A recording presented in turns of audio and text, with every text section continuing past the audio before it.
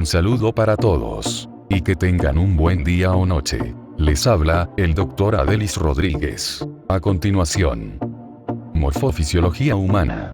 2. Clase número 13. Tengan en cuenta, que en la parte inferior de este video, al darle clic en más información, se desplegará un panel donde estará todo el material complementario, clases escritas, laminario y más. También, al ingresar a mi canal, podrán entrar en lista de reproducción donde podrán encontrar todos los videos, agrupados por materia y año. Y recuerden que si este material es de su agrado, pueden colaborar suscribiéndose, dándole clic al botón de la campanilla para recibir nuevas actualizaciones. No olvides darle me gusta y dejar tu comentario. Por supuesto que te agradezco si compartes este video para que otros puedan recibir más material como este. Y por último, si sale de tu corazón también dejaré el link para donaciones. Muchas gracias de antemano.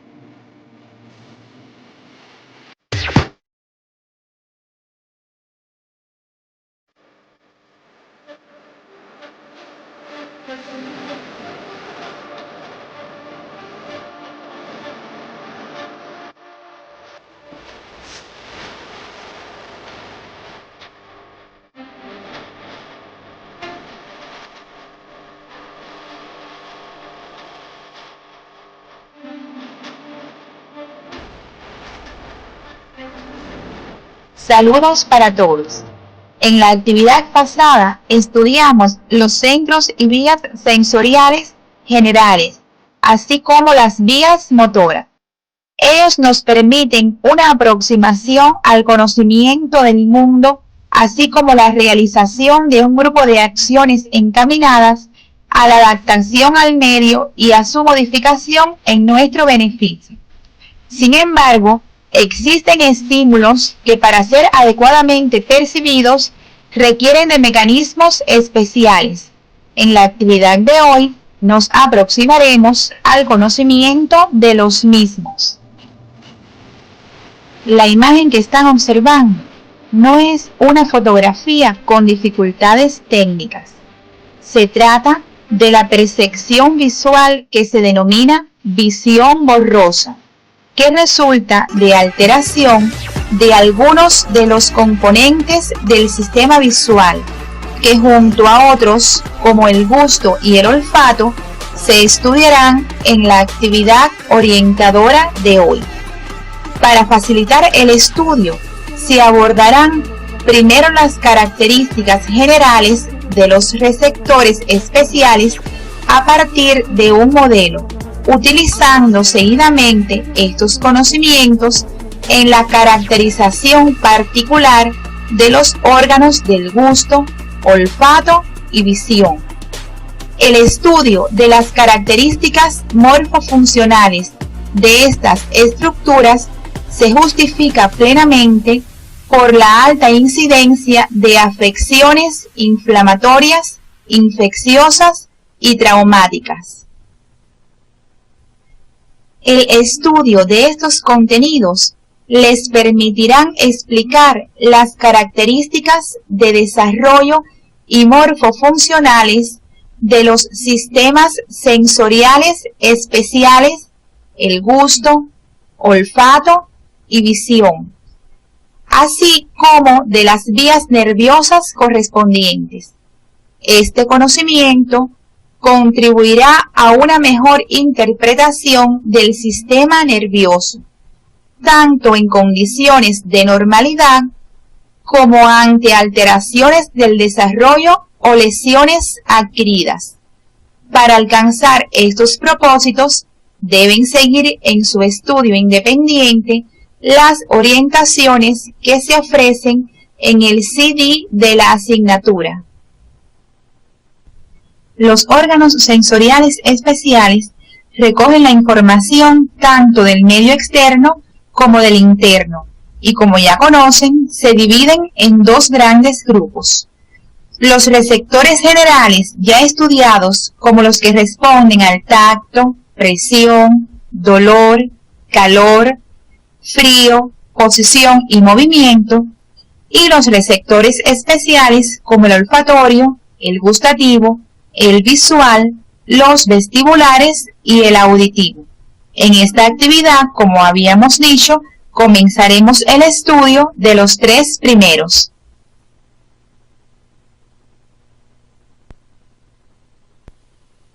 Los receptores de la sensibilidad especial responden a un modelo general común, pero cada uno presenta sus características morfológicas particulares a las que haremos referencia en el transcurso de la actividad.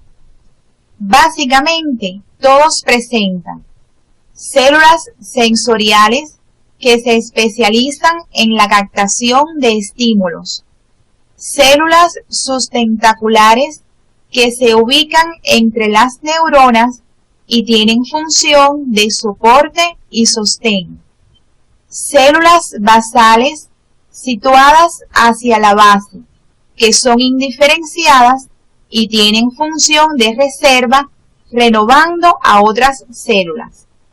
Material de la superficie es un conjunto de estructuras o sustancias que garantizan que las células receptoras capten el estímulo. Varían en las diferentes estructuras receptoras en relación con su función. Por ejemplo, en la mucosa olfatoria y el corpúsculo gustativo se encuentran el mucus y saliva respectivamente. En ellos se disuelven las moléculas que estimulan al receptor. Existe otro componente que, aunque no forma parte estructuralmente del propio receptor, su interrelación funcional directa con el resto de los componentes descritos anteriormente hacen necesario su alusión en este momento, ya que garantizan el correcto funcionamiento del receptor. Nos estamos refiriendo a las estructuras anexas, que son todas aquellas indispensables para proporcionar la sustancia que en la superficie del receptor disuelve las moléculas que originan el estímulo, o aquellas estructuras que permiten la llegada del estímulo al receptor. En el presente esquema se muestra la estructura general de los receptores especiales que serán objeto de estudio. Observen los elementos que les son comunes.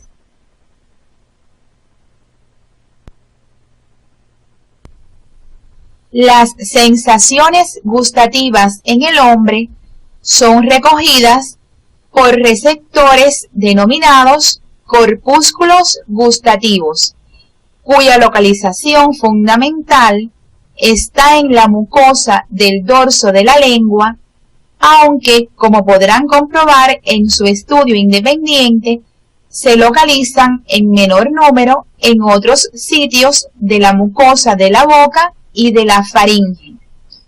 Estos corpúsculos son pequeños cuerpos ovalados situados en el espesor del epitelio desde la lámina basal hasta la superficie, donde se abren en pequeñas cavidades denominadas poros o botones gustativos, que tienen el carácter de quimioreceptores.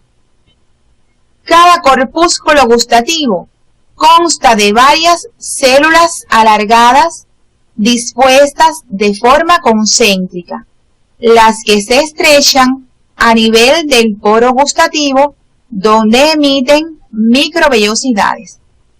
En la base de las células, las fibras aferentes de los nervios 7, 9 y 10 recogen los impulsos nerviosos que conducen la sensibilidad gustativa.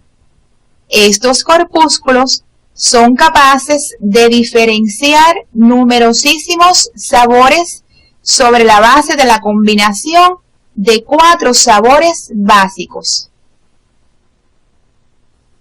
En esta microfotografía se ilustra un fragmento del epitelio de la lengua, donde se aprecian de un color más claro los corpúsculos gustativos entre las células epiteliales.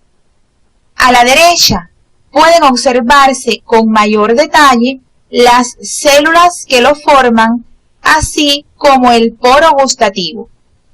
Ustedes, en su estudio independiente, deben profundizar en las características microscópicas de este receptor, aplicando el modelo general para los receptores referido anteriormente. Para ello, deben seguir cuidadosamente las orientaciones que aparecen en el CD de la asignatura. En el esquema que se muestra, pueden comprobar que la sensibilidad de los 2/3 anteriores de la lengua se conduce por el facial, el tercio posterior por el glosofaríngeo y la región de la epiglotis por el nervio vago. También pueden apreciar su llegada común al núcleo del tracto solitario y el envío de esos impulsos al tálamo y posteriormente a los centros corticales para su integración. Los centros corticales están localizados en el extremo inferior del giro postcentral de la corteza parietal o corteza somatosensorial primaria. Es útil que revisen los contenidos correspondientes al territorio de distribución de los nervios craneales para sistematizar este conocimiento. Existen 4 sabores básicos: el dulce, amargo, ácido y salado. Los mismos se perciben en toda la superficie receptora. No obstante, existen regiones en la lengua más sensibles. Así, el sabor dulce se percibe mejor en la punta, el amargo en la base, el ácido en las porciones laterales y el salado en los bordes laterales y punta de la lengua. Además, en la imagen se muestran los umbrales relativos para diferentes sustancias. Observe el umbral tan pequeño para el sabor amargo, lo cual constituye un mecanismo protector, ya que la mayoría de los venenos presentan este tipo de sabor. Una modalidad sensorial muy vinculada con el gusto es el olfato, cuyos receptores son también quimiorreceptores, aunque el mecanismo exacto a través del cual diferentes sustancias estimulan los receptores olfatorios no es completamente conocido. Todo parece indicar que la forma de ciertas moléculas gaseosas se complementa con la de los sitios receptores en los cilios, por lo que el impulso nervioso se desencadena cuando la molécula penetra en el sitio exacto del receptor. Se han definido 7 olores primarios: alcanforados, almizclados, florales, mentolados, etéreos, picantes y pútridos. La combinación de 2 o más de estos permite la percepción de una gran gama de olores diferentes. El órgano del olfato se localiza en la denominada área olfatoria, situada en la mucosa del techo de la cavidad nasal y de la porción craneal del septo y paredes laterales de la cavidad nasal. Esta área está revestida por el epitelio olfatorio, que contiene los quimiorreceptores del olfato y es un epitelio pseudoestratificado cilíndrico formado por 3 tipos de células: las de sostén, que son células altas, anchas en su ápice y más estrechas en su base; las células basales, localizadas en la región basal del epitelio; y las células olfatorias, las que son neuronas bipolares, cuyas dendritas presentan unas dilataciones denominadas vesículas olfatorias, de las que salen de 6 a 8 cilios inmóviles que aumentan la superficie receptora. Y como elemento asociado a la superficie, tenemos en este caso las secreciones mucosas producidas por las glándulas de Bowman, las cuales constituyen la estructura anexa de este receptor. La interrelación funcional entre estos componentes es importante que lo estudien siguiendo las orientaciones del CD de la asignatura. Hasta esta zona llegan las prolongaciones periféricas del nervio olfatorio que ya estudiaron con los nervios craneales y que, como se muestra en la figura, atraviesan la lámina cribosa del etmoides para ir a terminar en el bulbo olfatorio, donde se realiza la transmisión de estos impulsos a otras neuronas en su camino hacia los centros corticales y estructuras hipotalámicas. El estudio del órgano de la visión, por su parte, incluye aspectos relacionados con su origen, desarrollo embriológico y características morfofuncionales definitivas. En su constitución se incluyen el globo ocular y sus anexos. El globo ocular constituye el órgano periférico de la visión. Se encuentra localizado y protegido por la cavidad orbitaria, cuya disposición garantiza la relación espacial entre los dos ojos necesaria para la visión binocular.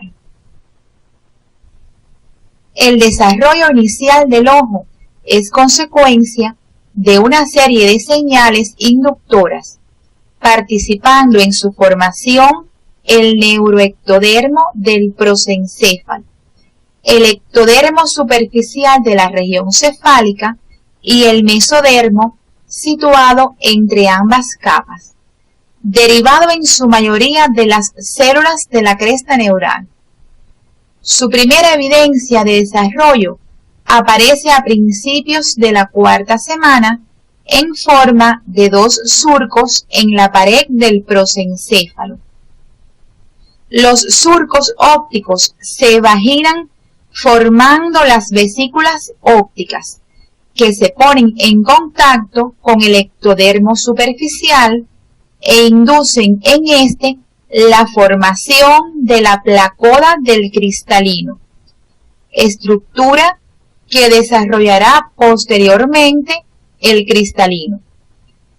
Poco después, la vesícula óptica comienza a invaginarse en el sentido señalado y forma la cúpula óptica de pared doble. Las capas externas e internas de la cúpula están separadas por una luz, el espacio intrarretiniano, que posteriormente desaparece y las capas se yuxtaponen. Observen cómo las cavidades de las vesículas ópticas son continuas con la cavidad del prosencéfalo, por la conexión que continúan manteniendo con esta vesícula cerebral mediante el pedículo óptico, estructura que formará el nervio óptico. Un corte transversal del pedículo óptico permite observar cómo la invaginación no está limitada a la porción central de la cúpula, sino que se extiende por la superficie inferior de la misma, formando la fisura coroidea. Durante la 7ª semana, esta fisura se cierra y la boca de la cúpula delimita un orificio, la futura pupila. El mesénquima no solo rodea el primordio ocular, en el exterior, sino que también invade el interior de la cúpula óptica por la fisura coroidea para formar los vasos hialoideos. Las estructuras definitivas del ojo, derivadas del neuroectodermo, del mesodermo y el ectodermo superficial, deben ser estudiadas siguiendo las orientaciones que se te ofrecen en el CD de Morfofisiología 2.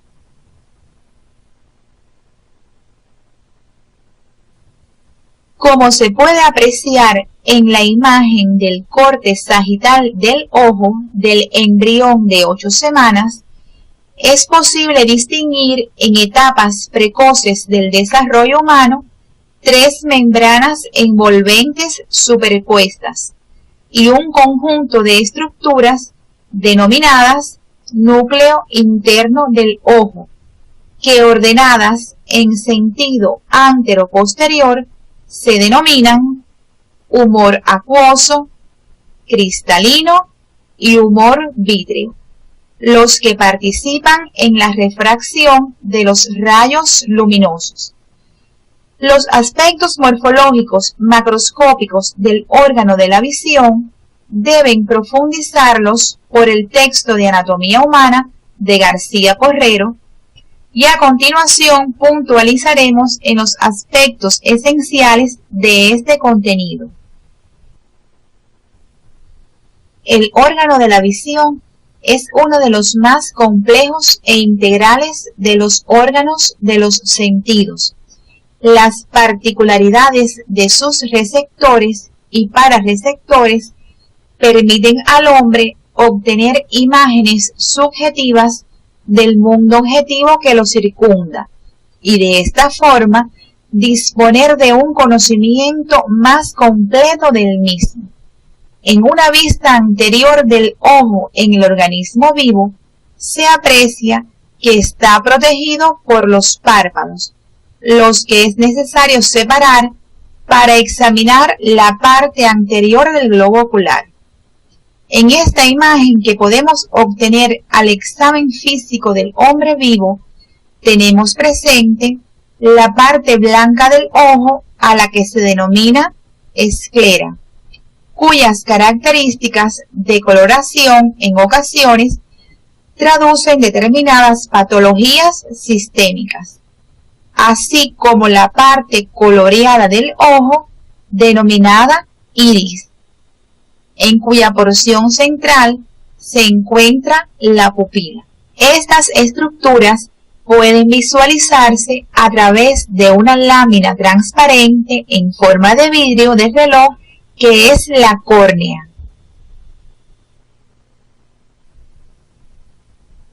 El globo ocular está constituido por 3 membranas que se disponen concéntricamente y que, situadas de la superficie a la profundidad, cumplen con las funciones de protección, nutrición y percepción. La envoltura más externa es de naturaleza fibrosa.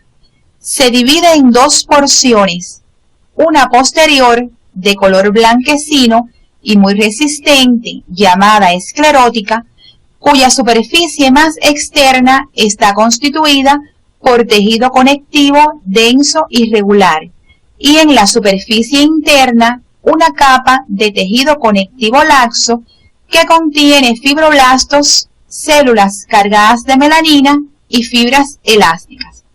Una porción anterior transparente, denominada córnea, a través de la cual penetran los rayos luminosos al interior del ojo, y revestida por un epitelio estratificado, plano, no queratinizado, que se renueva cada 7 días. La envoltura intermedia o vascular, también denominada tracto uveal, está dividida en 3 porciones, una posterior, la coroides, formada por tejido conectivo laxo con gran cantidad de células pigmentarias cargadas de melanina que dan el color oscuro a esta capa y es rica en capilares sanguíneos.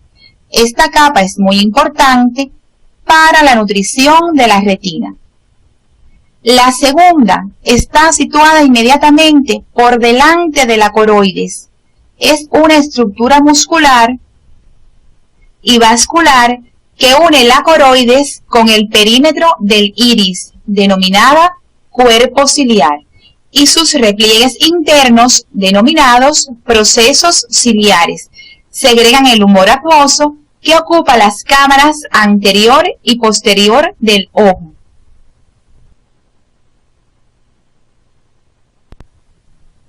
La forma del cuerpo ciliar es la de un cilindro dispuesto circularmente y su músculo ciliar es responsable de regular la convexidad del cristalino, lo que resulta de gran importancia en los reflejos de acomodación visual y pupilares de la luz, que veremos en detalles más adelante. La tercera porción es el iris. Tiene forma de lámina circular con una perforación central llamada pupila. El iris se caracteriza por la abundancia de vasos sanguíneos, pigmentos y fibras musculares lisas dispuestas en diferentes direcciones. Estas últimas con acción reguladora sobre los diámetros de la pupila y en consecuencia sobre la llegada de la luz que penetra al interior del globo ocular. Las fibras musculares lisas, tanto del músculo ciliar como del iris, forman la musculatura intrínseca del ojo y están inervadas por fibras nerviosas simpáticas procedentes del tronco simpático en su porción cervical y fibras parasimpáticas componentes del nervio oculomotor. Las relaciones del iris con el cuerpo ciliar, con la córnea y el cristalino, delimitan espacios denominados cámaras anterior y posterior del ojo. La membrana más interna del globo ocular deriva del neuroectodermo y se denomina retina. La misma presenta tres porciones: óptica, ciliar y del iris, de las cuales la óptica es la que contiene los fotorreceptores, mientras que la ciliar y la iridia tapizan el cuerpo ciliar y el iris respectivamente. La retina óptica puede ser observada en su parte posterior a través de una maniobra denominada fondo de ojo, la que permite detectar manifestaciones de patologías sistémicas como la diabetes mellitus o del sistema nervioso, como los conflictos de espacio dentro de la cavidad craneal. Por eso es muy importante para el médico familiarizarse con la imagen que nos ofrece en condiciones normales. En la imagen que están observando, se aprecia sobre un fondo de color rojo brillante, cerca del borde medial, una depresión blanquecina circular que es la denominada papila del nervio óptico, cuyos bordes en condiciones normales están bien definidos. Esta zona contiene fibras nerviosas, pero no fotorreceptores, por lo que es insensible a la luz, recibiendo el nombre de punto o mancha ciega. Del centro de la misma se ven diverger con diferentes tonalidades los vasos retinianos, arteriales y venosos. Muy cerca, en dirección lateral, se encuentra una mancha ovalada y amarillenta que es la denominada mácula lútea, que contiene una gran cantidad de fotorreceptores que la especializan en la agudeza visual. En su centro presenta una pequeña esfera denominada fóvea que posee la mayor concentración de fotorreceptores por área de superficie de toda la retina, por lo que es el punto de mayor agudeza visual. La retina está constituida por 10 capas de células bien definidas, que del exterior del globo ocular al interior son las siguientes: epitelio pigmentado, capa de conos y bastones, membrana limitante externa, nuclear externa, capa plexiforme externa, capa nuclear interna, capa plexiforme interna, capa de células ganglionares, capa de fibras del nervio óptico y membrana limitante interna. Las características microscópicas de estas capas se abordarán en el transcurso de esta actividad. Para una mejor comprensión de las características microscópicas de la retina, es importante conocer los tipos celulares presentes en ella, así como su disposición. En primer lugar, tenemos los fotorreceptores, que son los conos y bastones, los que son células alargadas, polarizadas, que presentan, entre otras estructuras, un segmento externo e interno, una región nuclear y una región sináptica. Su función es absorber la luz y transformar esa energía en impulso nervioso. Constituyen la capa del mismo nombre. Es importante que ustedes en su estudio independiente, siguiendo las orientaciones de su profesor, así como las que aparecen en el CD de la asignatura, profundicen en las características morfofuncionales de los mismos y resuman el sentido que sigue el haz luminoso, dónde ocurre la transformación en impulso nervioso y en qué sentido viaja este último. Las células bipolares son otro tipo de células de la retina. Están conectadas con la terminación sináptica de las células fotorreceptoras y transmiten señales a las células ganglionares. Estas últimas son neuronas multipolares de gran tamaño. Existen otras neuronas de asociación, las llamadas células horizontales, cuyas prolongaciones, dispuestas horizontalmente, establecen contacto entre varios fotorreceptores. Las células amacrinas están en contacto con las células ganglionares. Además, existe un tipo celular que brinda sostén y nutrición a las neuronas de la retina, llamado células de Müller. Es importante que ustedes en su estudio independiente, siguiendo las orientaciones del CD de la asignatura, profundicen en las características morfológicas de los tipos celulares mencionados anteriormente.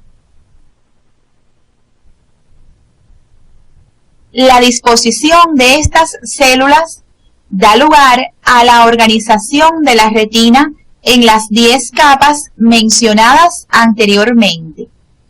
Ustedes están observando una microfotografía óptica de la retina donde puede apreciarse la capa más externa, que es el epitelio pigmentario. Es de color oscuro debido a que las células que lo forman presentan gran cantidad de melanina en su citoplasma. Esta capa, según la Organización General de los Receptores Especiales, constituye la estructura asociada a la superficie del receptor y participa de forma importante en la absorción de la luz, para la estimulación adecuada de los fotorreceptores. A continuación, le sigue la capa de conos y bastones, donde se encuentran los segmentos externos de los fotorreceptores. La capa nuclear externa es la cuarta capa de la retina, constituida principalmente por los núcleos de los conos y los bastones. La capa plexiforme externa, en la que se encuentran las sinapsis axodendríticas entre los fotorreceptores y las células bipolares, amacrinas y horizontales. La capa nuclear interna, constituida por los núcleos de las células bipolares, amacrinas, horizontales y de Müller. La capa plexiforme interna, en ella se localizan las sinapsis entre las células amacrinas, bipolares y ganglionares. La capa de células ganglionares, donde se localizan los cuerpos de estas células, y por último, la capa de fibras del nervio óptico, constituida por los axones de las células ganglionares. En el presente cuadro se muestra de forma resumida las diferentes neuronas de la retina. Ustedes, en su estudio independiente, deben profundizar en estos aspectos siguiendo las orientaciones que aparecen en el CD de la asignatura.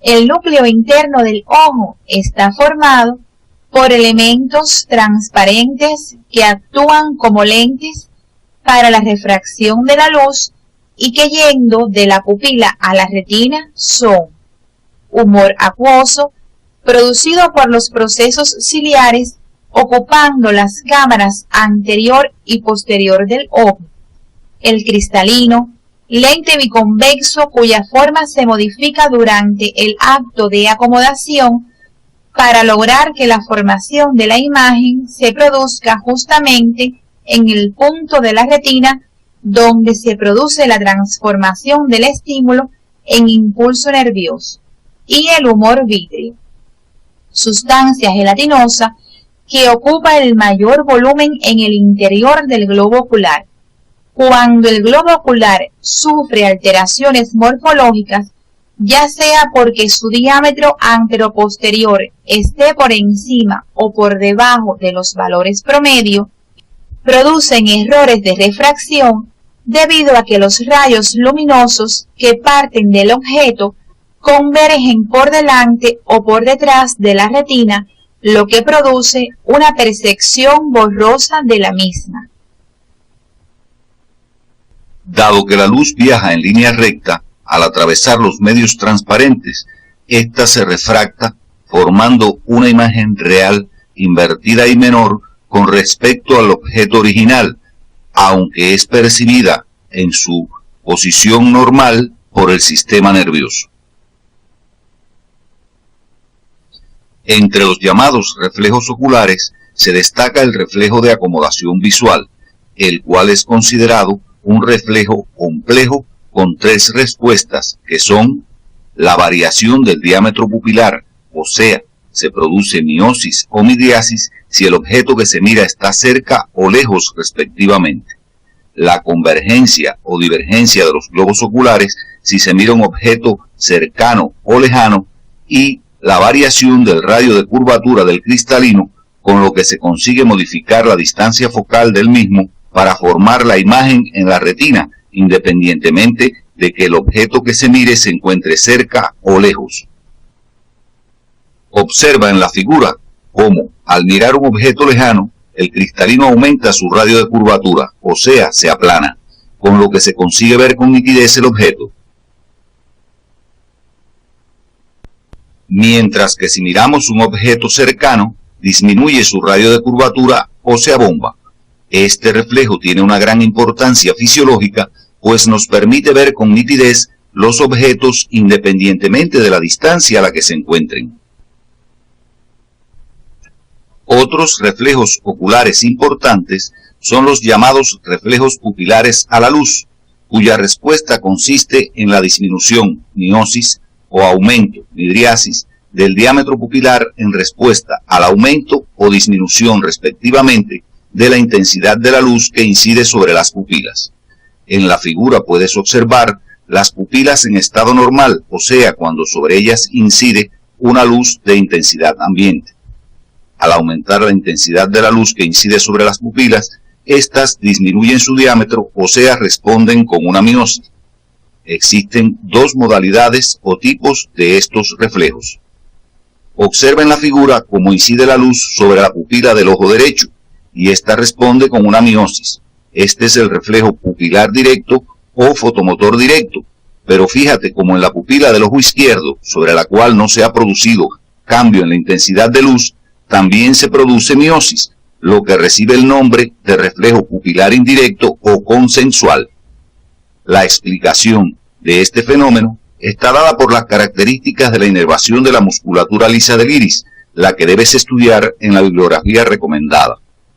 La exploración de estos reflejos tiene aplicación práctica no solo por formar parte del examen físico de todo paciente, sino porque los mismos se alteran en algunas enfermedades como son las meningoencefalitis, el alcoholismo y la sífilis. En la imagen que están observando se representa un fotorreceptor, en este caso un bastón.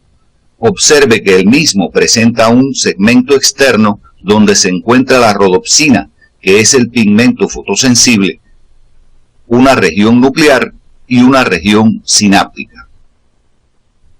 Cuando no incide luz sobre los receptores, la permeabilidad de la membrana para el sodio permite la entrada de este al interior de los mismos, a la vez que la bomba de sodio y potasio transporta sodio desde el interior al exterior. La combinación de estos dos efectos mantiene la polaridad del potencial de membrana en reposo del receptor. Cuando los receptores se exponen a la luz, la degradación de los fotopigmentos hace que disminuya la permeabilidad de su membrana para los iones de sodio, lo que trae como consecuencia que disminuya la entrada de sodio al interior de los receptores, y al mantenerse en funcionamiento la bomba de sodio y potasio, transportando iones de sodio desde el interior al exterior de los receptores, aumenta la electronegatividad en su interior, produciéndose una hiperpolarización de la misma, que constituye el potencial de receptor que da lugar de inmediato al potencial de acción. Este potencial de receptor es diferente al de los demás receptores conocidos.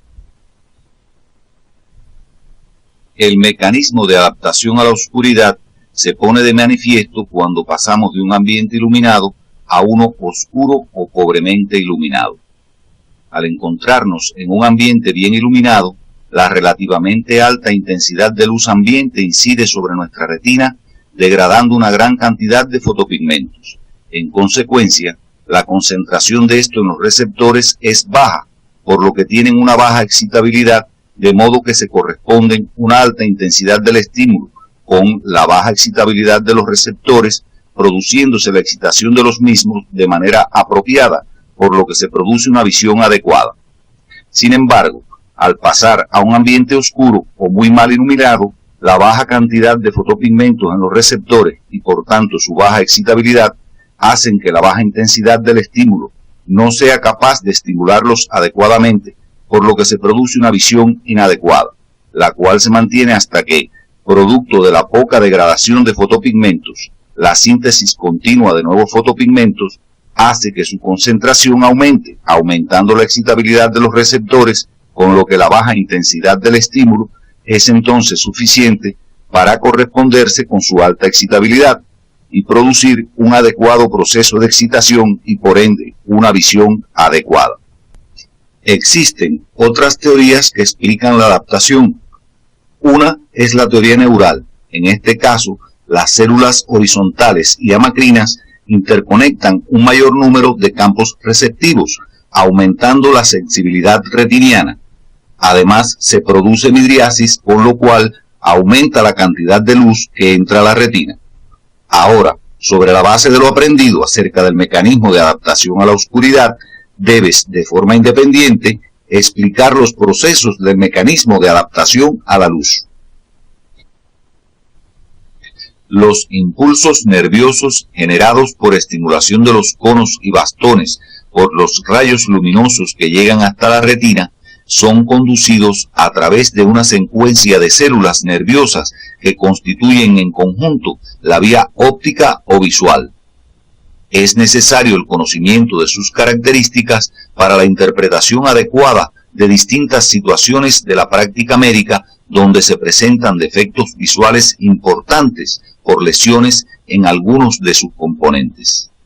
Las dos primeras neuronas de esta vía se localizan en la propia retina. Los axones de las segundas neuronas abandonan el globo ocular por su polo posterior, atravesando las envolturas oculares más externas y agrupados en un manojo compacto forman el nervio óptico. Esta estructura sale de la cavidad orbitaria por el canal del nervio óptico y penetra en la fosa craneal media a ambos lados de la silla turca por su parte anterior. A este nivel, las fibras nerviosas procedentes de las partes nasales de ambas retinas cruzan al lado contrario y forman el quiasma óptico, situado transversalmente por delante de la silla turca, mientras que las fibras procedentes de las partes temporales no lo hacen. De esa manera, se continúan hacia atrás a ambos lados de la línea media fibras de la retina nasal contralaterales y fibras temporales del mismo lado, formándose el tracto óptico o cintilla óptica.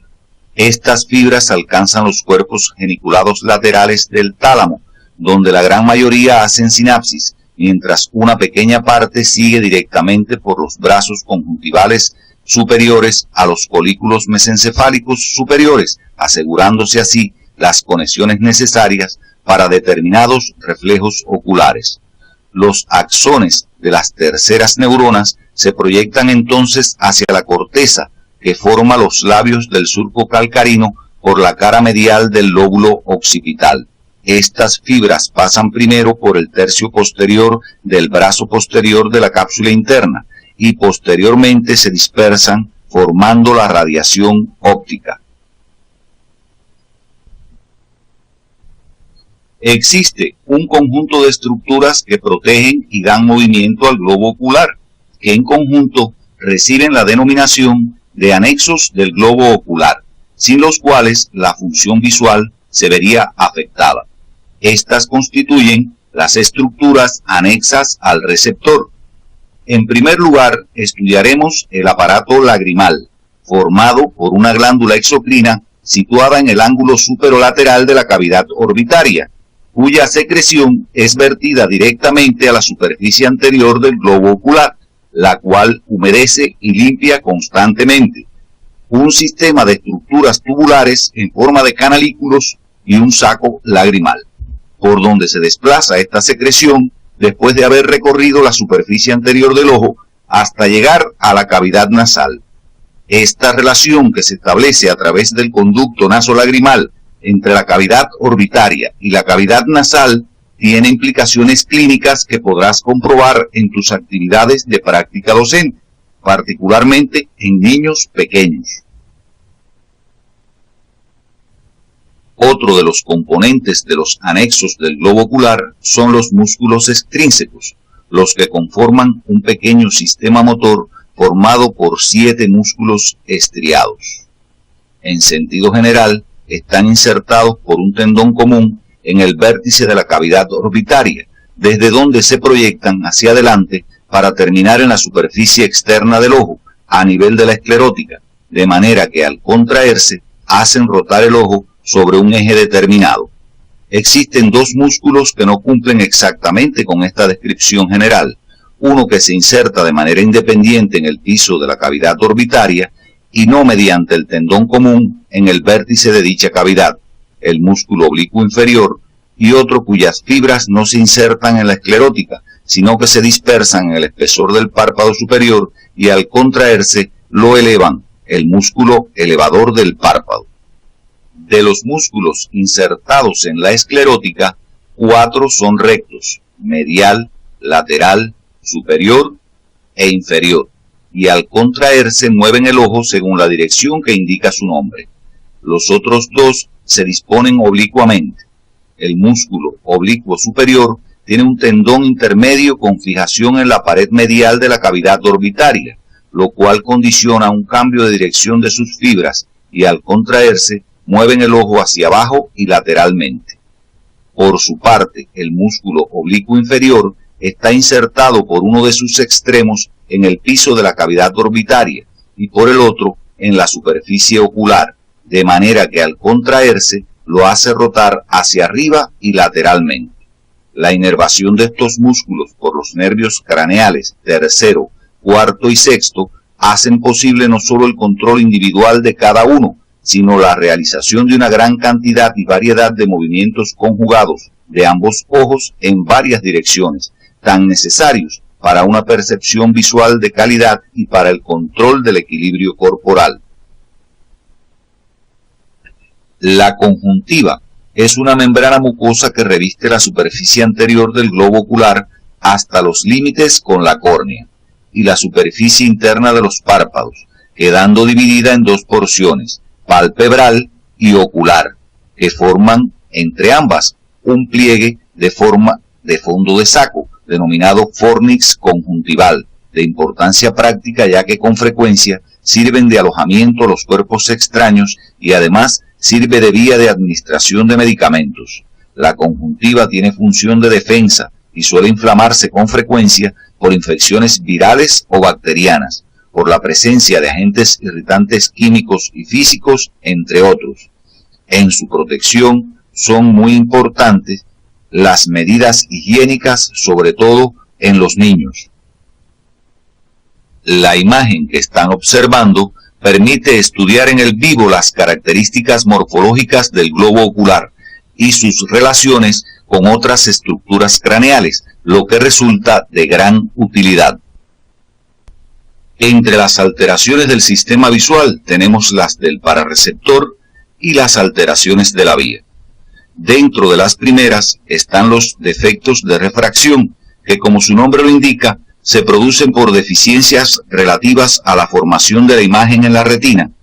A su vez, dentro de ellos tenemos la miopía, la hipermetropía y el astigmatismo. Otras alteraciones del parareceptor son la ceguera nocturna, el estrabismo y las cataratas. Estas 3 últimas debes estudiarlas de forma independiente en la bibliografía orientada.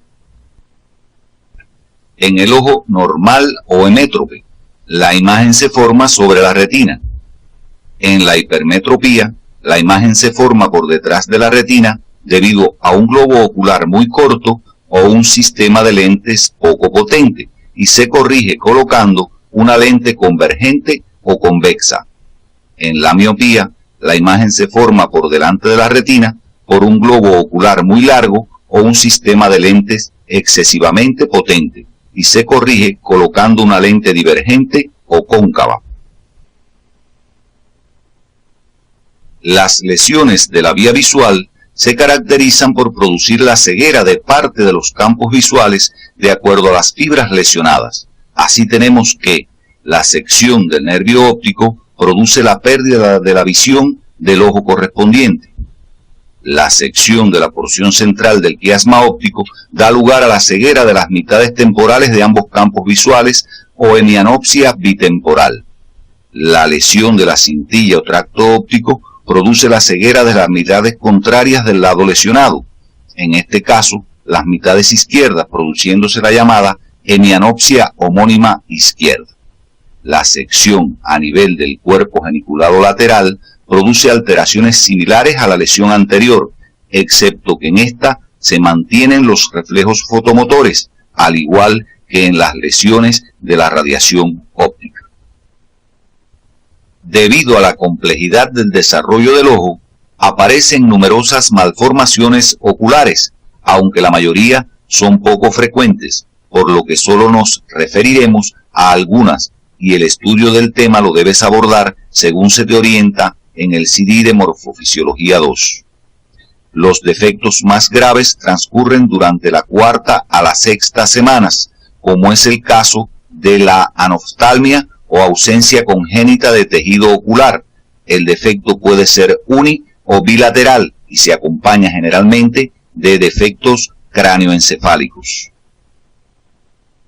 El coloboma del iris es común y se debe al cierre defectuoso de la fisura coroidea durante la 7ª semana.